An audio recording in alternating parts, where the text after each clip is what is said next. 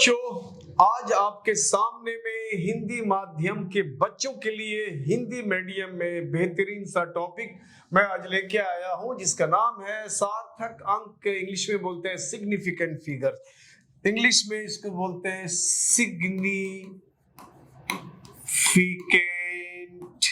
Digit या figure लिखते हैं हम लोग। अब सवाल है, ये न्यूमेरिक्स में न्यूमेरिकल जब सॉल्व करते हैं हम लोग, तो उस समय इस तरह की चीजों से हमें फेस करना पड़ता है, खास करके इंग्लिश क्या कहते हैं हिंदी में जो सार्थक अंक का इस्तेमाल करते हैं, तो ये शब्द न्यूमेरिक्स बनाने में अक्सर काम आता है, चाहे वो फिजिक्स का हो या फिर केमिस्ट्री का हो। तो ये शाब्दिक अर्थ सार्थक अंक को हम लोग अंग्रेजी में सिग्निफिकेंट फिगर कहते हैं। इसका अगर परिभाषा कहा जाए, डेफिनेशन तो कहा जाता है किसी संख्या में ज्ञात सभी अंक तथा एक संदेह वाला अंक को मिलाकर सार्थक अंक कहा जाता है। मतलब मान लिया जाए कि कोई वैल्यू x है और ये कह रहा है दो वैल्यू के बीच में, एग्जैक्ट वैल्यू नहीं पता है इसका, 2.30 और दूसरा कह रहा है कि 2.40, इसके बीच में वैल्यू कह रहा है कि होगा। एग्जैक्ट इसका वैल्यू हमें मेजरमेंट नहीं आ रहा है, आइडिया में लग रहा है कि इन दोनों के बीच ये वैल्यू है, या जब मेजर करते हैं तो हमें एग्जैक्टली उसका जगह लोकेट नहीं हो पाता, लगता है कि इन दोनों के बीच है, इससे थोड़ा बड़ा इससे थोड़ा सा कम है। तो अब सवाल है कि इससे थोड़ा बड़ा होने के पॉसिबिलिटी क्या होता है। 2.30 से बड़ा 31 हो सकता है, या फिर 2.32 हो सकता है, 2.33 हो सकता है, 2.34, 2.35, 36, 37, 38 और 339, और ये 2.39 के बाद 40 होता है। तो ये तो होगा नहीं, क्योंकि कह रहा है कि 2.40 से छोटा वैल्यू है, इससे छोटा का मतलब है अब पॉसिबिलिटी यहाँ पे है कि इसमें से कोई भी वैल्यू हो सकता है। अब सवाल के इसमें एक वर्ड इस्तेमाल करते हैं हम लोग, अपने आंख से देख के समझना कि ये वैल्यू 2.30 और 2.40 के बीच में कहाँ लगता है, उसको बोलते हैं आई एस्टिमेशन। वो तो एग्जैक्ट वैल्यू मेजर नहीं कर सकता, एक आइडिया, उसको बोलते हैं आई एस्टिमेशन। सपोज दैट कि आई एस्टिमेशन से हमें ये पता चला कि ये वैल्यू लगभग इतना हो सकता है 2.35, जबकि एग्जैक्ट वैल्यू नहीं है, आई एस्टिमेशन से पता चल रहा है कितना होना चाहिए इन दोनों के बीच। तो इन दोनों में हमारे पास दो डिजिट ऐसा है जो बिल्कुल ये एक्यूरेट है, क्योंकि 2.30 से बड़ा 2.31, 32, इस तरह से 3 तो सबके साथ आया है, तो ये वैल्यू 2.3 सब में है, 2.3, 2.3, 2.3, 2.3।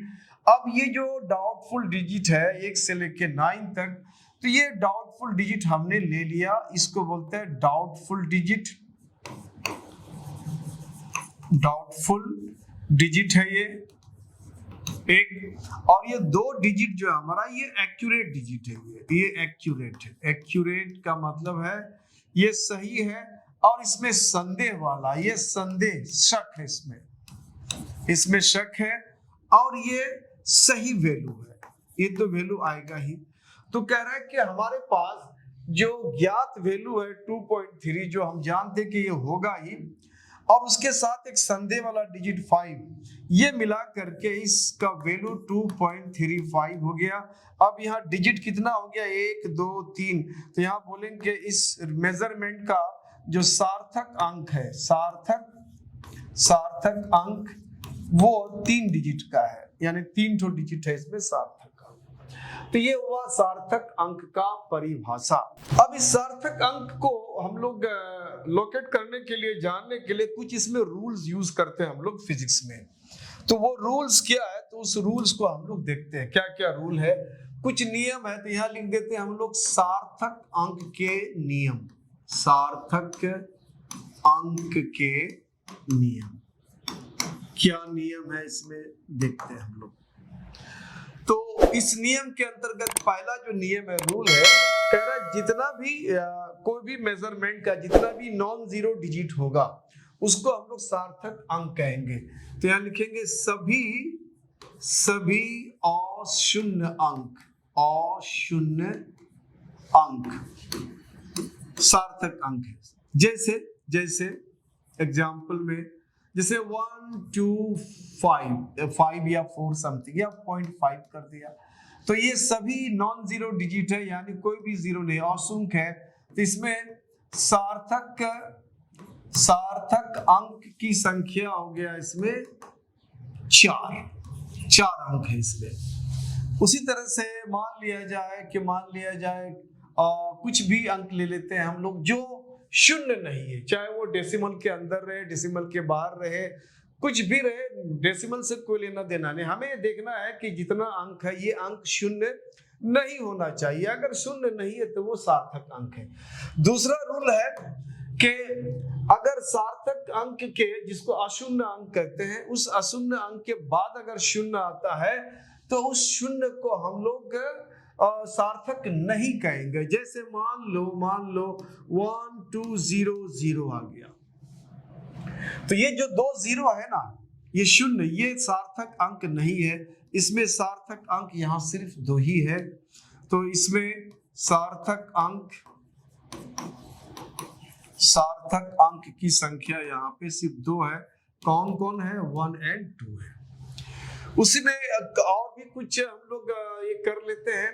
अगर ऐसा हो जाए कि 1 2 0 0 अब 0.0 अगर आ जाए, 1 2 0 0 और 0.0 आ जाए, तब तो फिर ये सभी जीरो सार्थक है और पॉइंट के बाद वाला जीरो भी सार्थक है। तो यहाँ पे ये सब के सब सार्थक हो जाएगा बच्चों। 1 2 3 4 5 यहाँ पे सार्थक अंक हो जाएगा 5। क्या क्या आ गया? तो 1 आया, 2 आया, 0 आया, 0 आया, 0 आया। ठीक है। अगर कुछ नहीं है, डेसिमल नहीं है और कुछ नहीं है, तो ये हमारा जीरो जो होगा वो जीरो सार्थक अंक नहीं होगा।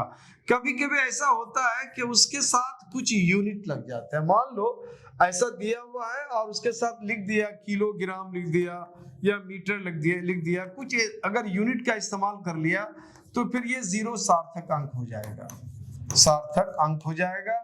यानी सार्थक अंक यहाँ हमारे पास 4 हो जाएगा। कौन कौन? 1 2 और ये जीरो सब शामिल होगा, ये जीरो भी सार्थक हो जाएगा क्योंकि यहाँ पे हमने केजी लिया है। ऐसा भी हो सकता है कि 1 2 0 0 और डेसिमल दे दिया, उसके बाद कुछ नहीं दिया है, डेसिमल है लेकिन उसके बाद जीरो वगैरह कुछ नहीं है, तो फिर ये जो हमारा जीरो है ये सार्थक अंक है, ये भी सार्थक अंक हो जाएगा, सार्थक अंक हो जाएगा। सार्थक अंक यहाँ पे कौन कितने हो जाएंगे?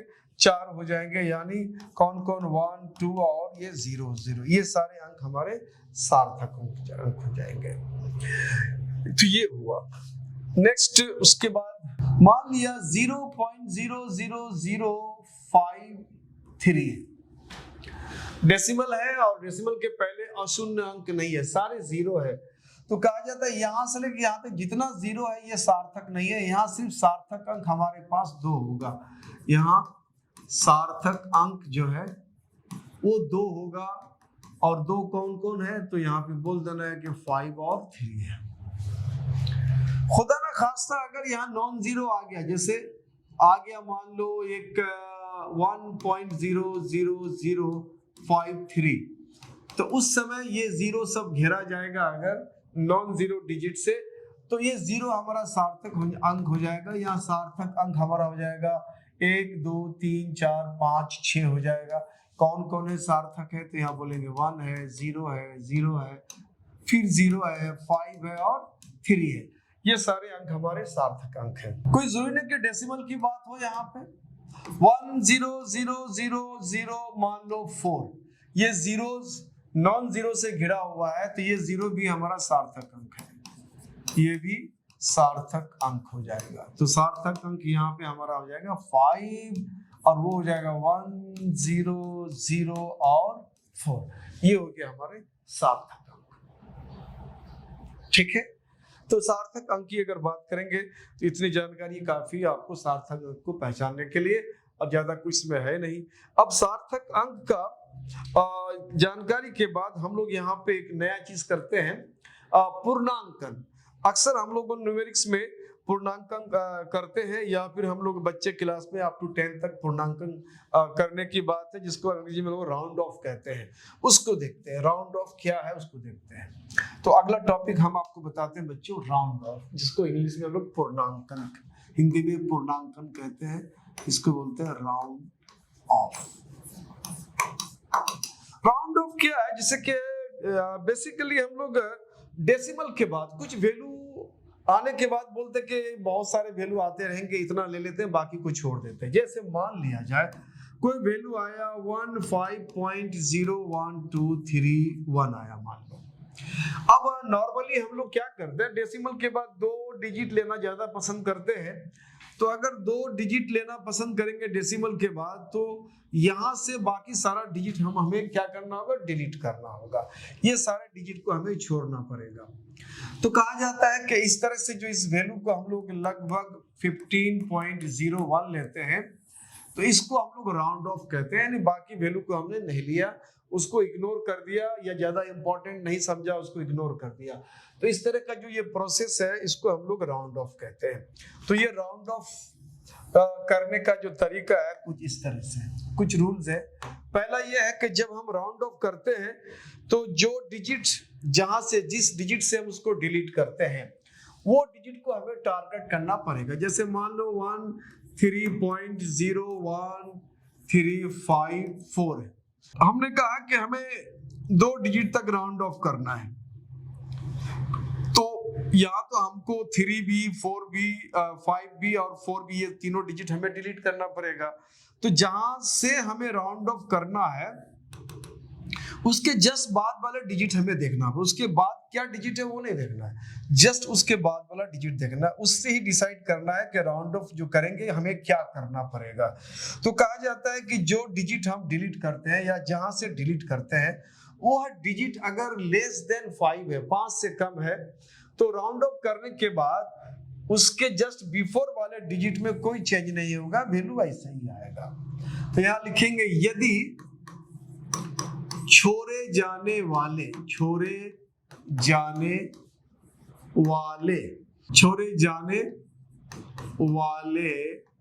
अंक 5 से कम है, तो जहां से लेते हैं उन्हें उससे पहले वाले अंक, तो उससे पहले वाले अंक में परिवर्तन नहीं होगा, मतलब एज इट इज रहेगा, परिवर्तन नहीं होगा।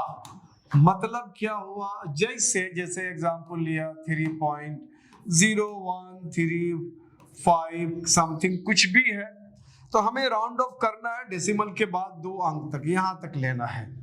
इसका मतलब है कि जो मैं डिलीट करने जा रहा हूं जिन अंकों को, कहां से, 3 से, तो टारगेट अंक हमारा 3 है, उसके बाद 5 4 नहीं देखना। ये अंक हमारा 5 से कम है, तो जब इसको राउंड ऑफ करेंगे अप्रोक्सीमेट वैल्यू ये हम लोग मानते हैं 3.01 यहीं तक, यानी इसके पहले वाले अंक में कोई परिवर्तन नहीं होगा अगर जो डिजिट जहां से छोड़ रहे हैं वो डिजिट हमारा 5 से कम है। तो अब दूसरी बात, यदि छोड़े जाने वाले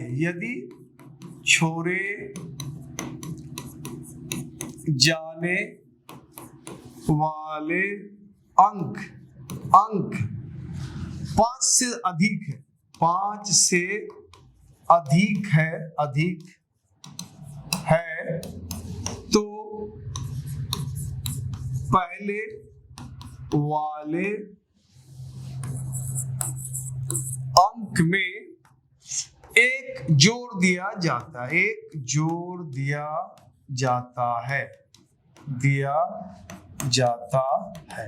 जैसे मान लिया कि 4.2627 है, मान लिया। तो अब यहाँ पे हमें डेसिमल के बाद अगर 2 अंक तक हमें अगर इसको राउंड ऑफ करना है, तो जो छोड़े वाला जाने वाला डिजिट है वो हमारा 7 है, जो 5 से बड़ा है। तो उस केस में बाजू वाले अंक में हमें एक ऐड कर देना पड़ेगा। अब इसको अगर हम लोग पूर्णांकन करेंगे तो 4.2 और यहाँ 6 में एक ऐड हो जाएगा तो ये 7 हो जाएगा। तो ये हो गया हमारा राउंड ऑफ। अगर 5 से बड़ा हो तो दो बात है कि 5 से अगर छोटा है तो पहले वाले अंक में कुछ नहीं करना है, 5 से ज्यादा है तो पहले वाले अंक में 1 ऐड कर देना है। अब सवाल है कि इन दोनों से हट करके अगर छोड़े जाने वाला अंक अगर हमारा 5 है तब क्या होगा। अगर छोड़े जाने वाला अंक अगर 5 है, यदि छोड़े जाने वाला अंक 5 है तो क्या होगा। तो यहाँ पे कई बात आती है। अगर छोड़े जाने वाला अंक अगर 5 है तो अगर ऑड है, ऑड मतलब विषम के केस में, विषम संख्या के केस में मान लिया जाए 1.235 है या 1.2350 है या 1.2350 और 4 है मान लो। चलो, तो इस केस में अब हमें डेसिमल के बाद अगर 2 डिजिट लेना पड़े, अगर हमें यहां तक राउंड ऑफ करना पड़े, यहां तक डेसिमल के बाद 2 अंक लेना पड़े, तो हमें टारगेट अंक देखना पड़ेगा, लक्ष्य जिसपे हमें छोड़ने की बात करते हैं। यहाँ 5 है और यहाँ 5 के बाद 0 है और 5 के बाद 0 और उसके बाद 4 है, तो ये तीनों एक ही कैटेगरी में आता है। तो इस केस में इसको अगर हम लोग राउंड ऑफ करेंगे तो 1.2 और यहाँ पे ऑड नंबर है जिस अंक यानी 5 से हम डिलीट करने जा रहे हैं, एग्जैक्ट 5 के बाद कुछ नहीं, अगर है तो 0 और अगर उसके बाद भी है तो 0 के बाद अगर कुछ है। तो इस केस में इस छोड़े जाने वाले अंक से पहले वाला अंक देखना होगा। अगर वो विषम है तो उसमें एक ऐड हो जाएगा, विषम है एक ऐड हो जाएगा। अगर ये सम संख्या होता तो ऐड नहीं होता। सम संख्या अगर हो तो ऐड नहीं होगा। जैसे 1.245 या 1.252450 या 1.2450 समथिंग, कुछ भी ले लिया, एनीथिंग एल्स। तो हमें डेसिमल के बाद 2 डिजिट तक हमें लेना है, बाकी को हमें राउंड ऑफ करना है। तो यहाँ पे ये देखना है कि जो वैल्यू हम डिजिट छोड़ रहे हैं 5, ये 5 अंक हमारा 5 है और उसके बाद कुछ नहीं, अगर है तो 0 है और अगर कुछ और है तो 0 के बाद है। ये तीनों सेम टाइप का केस माना जाएगा। और अगर इसको हमें राउंड ऑफ करना तो 1.24 ही लिखेंगे, यानी ये सम संख्या अगर है तो इसमें ऐड नहीं होगा, अगर विषम है तो ये ऐड होगा। यानी जो अंक आप छोड़ रहे हैं वो एग्जैक्टली अगर वो 5 है या 5 के बाद एक 0 है, मतलब 0 1 0 जितना भी 0, 5 की जस्ट बाद 0 आना चाहिए और उसके बाद अगर कोई अंक आता है तो कोई दिक्कत नहीं है। तो उस केस में छोड़े जाने वाले अंक से पहले अगर विषम संख्या है तो एक ऐड कर दो, अगर सम संख्या है यानी 2 से भाग लगने वाला है तो उसमें कुछ ऐड नहीं करना है। एक तो ये केस हो गया। दूसरा केस है कि हमने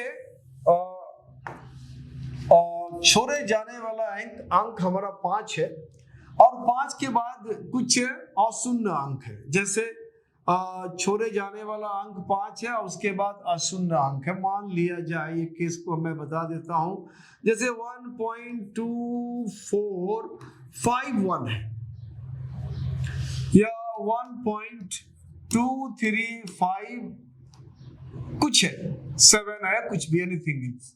तो हमें यहां से यहां तक करना पड़ेगा।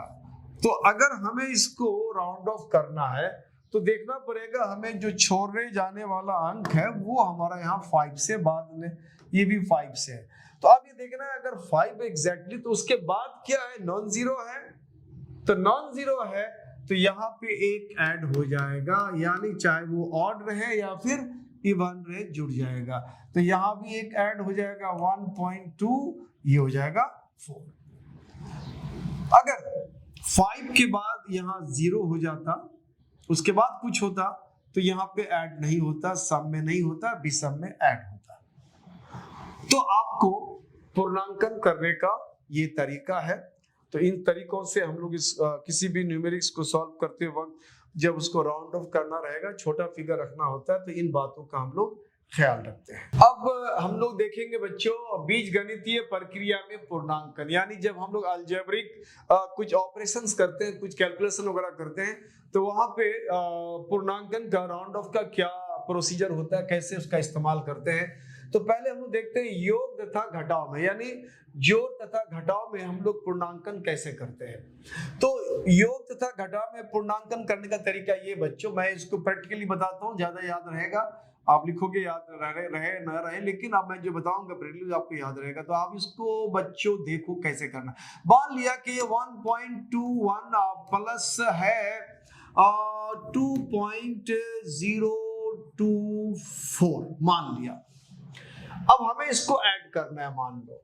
तो अब इसको ऐड करेंगे, तो ऐड करते हैं, तो ऐड करेंगे तो क्या हो जाएगा, ऐड करो तो ये हो जाएगा 4 हो जाएगा, 2 + 1 ये हो जाएगा 3, और 2 + 0 2 हो जाएगा, एंड 1 + 2 3। तो ये रिजल्ट हमारा आया। अब जब ये इतना रिजल्ट आया तो अब इसको हम लोग राउंड ऑफ करना पड़ेगा, हमें राउंड ऑफ करना पड़ेगा। तो ये देखना पड़ेगा कि जिन जिन नंबर्स को आपने जोड़ा है उन नंबरों में डेसिमल के बाद कम से कम अंक किसमें है। इसमें डेसिमल के बाद इसमें 2 अंक है, और डेसिमल के बाद इसमें 3 अंक है। हो सकता है कि और भी अंक हम लोग जोड़े होते।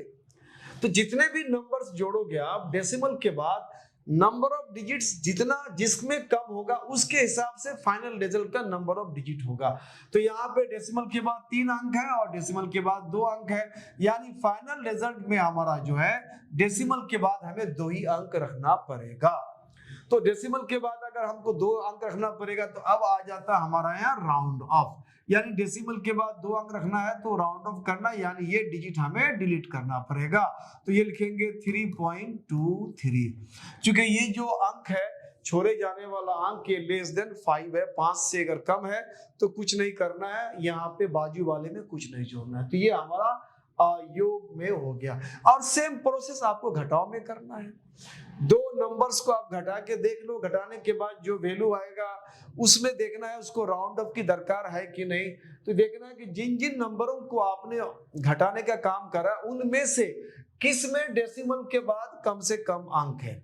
डेसिमल के बाद मान लिया जाए, घटाव के लिए मान लेते हैं यहाँ पे 4.31 है, ठीक है, और इसमें माइनस किया आपने 2.1 माइनस किया, 2.1 माइनस किया।